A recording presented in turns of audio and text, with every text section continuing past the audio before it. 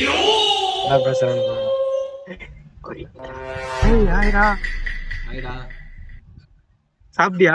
சாப்பிட்ட, நீ சாப்பிட்டியா? தமிழா கொரியன் மாதிரிக்கிற. தமிழ் தான் தல.